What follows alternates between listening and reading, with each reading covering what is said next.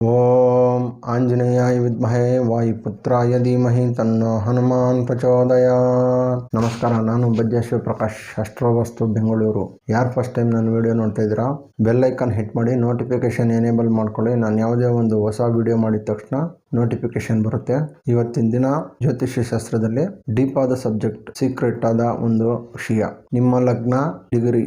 ನೀವು ಹಳೆಯ ಕಾಲದಲ್ಲಿ ಜ್ಯೋತಿಷ್ಯರು ಬಳಿ ಕುಂಡಲಿಯನ್ನು ಹಾಕ್ಸಿರ್ತೀರ. ನೀವು ಹುಟ್ಟಿದ ಸಮಯಕ್ಕೆ ಕುಂಡಲಿಯನ್ನು ಹಾಕ್ಸಿರ್ತೀರ.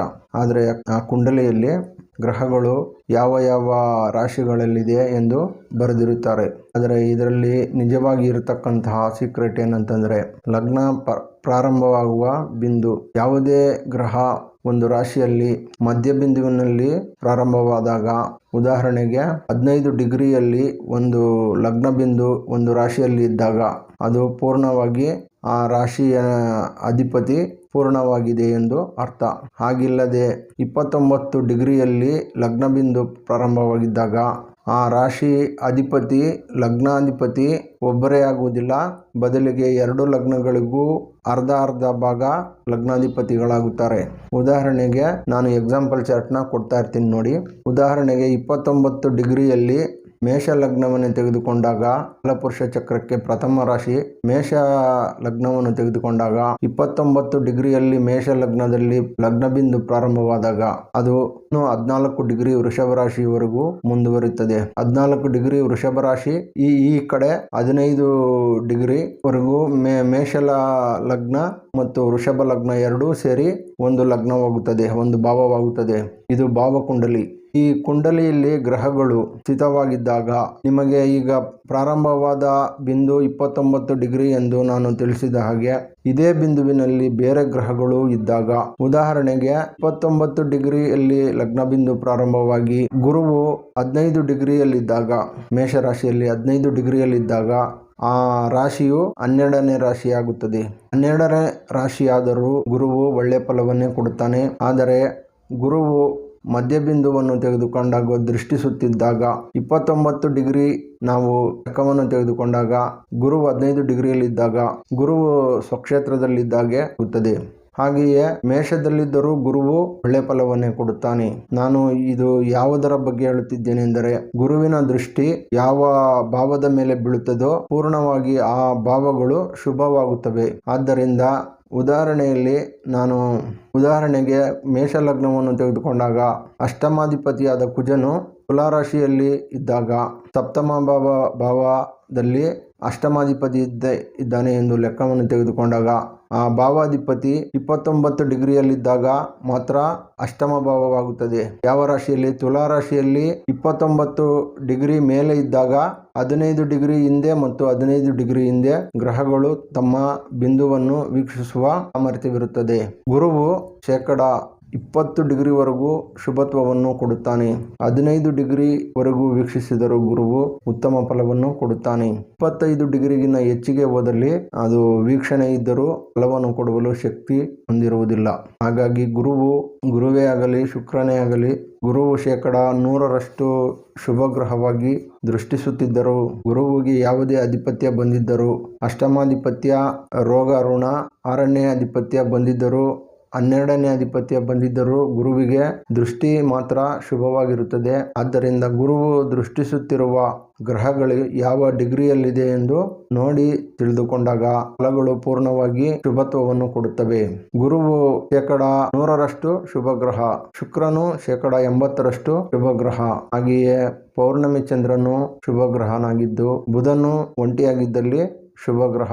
ಬುಧನು ಶುಭ ಗ್ರಹಗಳೊಂದಿಗೆ ಯುತಿಯಾದಾಗ ಶುಭನಾಗುತ್ತಾನೆ, ಅಶುಭ ಗ್ರಹಗಳೊಂದಿಗೆ ಯುತಿಯಾದಾಗ ಅಶುಭನಾಗುತ್ತಾನೆ. ಹಾಗೆಯೇ ಶುಭ ಗ್ರಹಗಳ ದೃಷ್ಟಿ ಯಾವ ಭಾವದ ಮೇಲೆ ಬೀಳುತ್ತಿದೆ ಎಂದು ತಿಳಿದುಕೊಂಡಾಗ, ಗುರುವು ಅಷ್ಟಮಾಧಿಪತಿಯನ್ನು ವೀಕ್ಷಿಸುತ್ತಿದ್ದರೆ ಆ ಭಾವದಲ್ಲಿ ಆ ಅಷ್ಟಮ ಭಾವದ ಫಲಗಳು, ಕೆಟ್ಟ ಫಲಗಳು 80ಕ್ಕಿಂತ ಹೆಚ್ಚು ಕಡಿಮೆಯಾಗುತ್ತವೆ. ಗುರುವಿನ ವೀಕ್ಷೆಯಿಂದ ಶುಭವಾಗುತ್ತವೆ. ಹಾಗೆಯೇ ಗುರುವಿನ ಡಿಗ್ರಿ ಮೇಷ ಲಗ್ನದಲ್ಲಿ ನಾನು ಹೇಳಿದಾಗೆ 15 ಡಿಗ್ರಿಯಲ್ಲಿದ್ದಾಗ ಗುರುವು 15 ಡಿಗ್ರಿ, 1 ಡಿಗ್ರಿ ಅಥವಾ 5 ಡಿಗ್ರಿ ಹೆಚ್ಚು ಕಮ್ಮಿ 19 ಡಿಗ್ರಿ 12 ಡಿಗ್ರಿ ಹೀಗೆ ಇದ್ದಾಗ ಗುರುವಿನ ವೀಕ್ಷಣೆ ಪೂರ್ಣವಾಗಿ ಆ ಗ್ರಹದ ಮೇಲೆ ಇರುತ್ತದೆ. ಹಾಗಿಲ್ಲದೆ ಗುರು 15 ಡಿಗ್ರಿಲಿದ್ದಾಗ 29 ಡಿಗ್ರಿಗಿನ ಹೆಚ್ಚಿಗೆ ಹೋದಲ್ಲಿ ಅವಾಗ ಗುರುವಿನ ವೀಕ್ಷಣೆ ಪೂರ್ಣವಾಗಿ ಇರುವುದಿಲ್ಲ. ಹಾಗಾಗಿ 20% 80% ಕಡಿಮೆ ಇರುತ್ತದೆ. ಗುರುವು ವೀಕ್ಷಿಸುತ್ತಾನೆ ಎಂದು ಮಾತ್ರ ತಿಳಿದುಕೊಳ್ಳಬೇಕು, ಆದರೆ ಯಾವುದೇ ಶುಭ ಫಲಗಳು ಇರುವುದಿಲ್ಲ. ಡಿಗ್ರಿಯಲ್ಲಿ ಸ್ಥಿತವಾಗಿರುವ ಗ್ರಹಗಳು ಉತ್ತಮ ಸಮಾನಾಂತರವಾಗಿ ಲಗ್ನಬಿಂದು ಯಾವ ಡಿಗ್ರಿಯಲ್ಲಿದೆಯೋ ಅದೇ ಡಿಗ್ರಿಯಲ್ಲಿ 2-3 ಗ್ರಹಗಳು ಇದ್ದಾಗ ಫಲಗಳು ಉತ್ತಮವಾಗಿರುತ್ತದೆ. ಹಾಗೆಯೇ ಗ್ರಹಗಳು ಸಹ ಈಗ ಗುರುವು 15 ಡಿಗ್ರಿಯಲ್ಲಿದ್ದಾಗ ಅದೇ ನೇರವಾದ ಪಂಚಮ ಸ್ಥಾನವಾಗಲಿ, ಸಪ್ತಮ ಸ್ಥಾನವಾಗಲಿ, ನವಮ 9ನೇ ಸ್ಥಾನವಾಗಲಿ ಆ ಡಿಗ್ರಿಯಲ್ಲಿ ನೇರವಾದ ದೃಷ್ಟಿಗೆ 2 ಡಿಗ್ರಿ 3 ಡಿಗ್ರಿ ವ್ಯತ್ಯಾಸದಲ್ಲಿ ಗ್ರಹಗಳಿದ್ದಾಗ ಆ ಭಾವಗಳಲ್ಲಿ ಗುರುವಿನ ವೀಕ್ಷಣೆ ಪೂರ್ಣವಾಗಿರುತ್ತದೆ. ಗುರುವಿನ ವೀಕ್ಷಣೆ ಒಂದೇ ಅಲ್ಲ, ಶುಕ್ರನ ಶುಭ ಗ್ರಹಗಳ ವೀಕ್ಷಣೆ ಇದ್ದಾಗ ಆ ಪಾಪ ಗ್ರಹಗಳ ಪಾಪತ್ವವು ಕಡಿಮೆಯಾಗಿ ಶುಭ ಫಲಗಳನ್ನು ಕೊಡುತ್ತವೆ.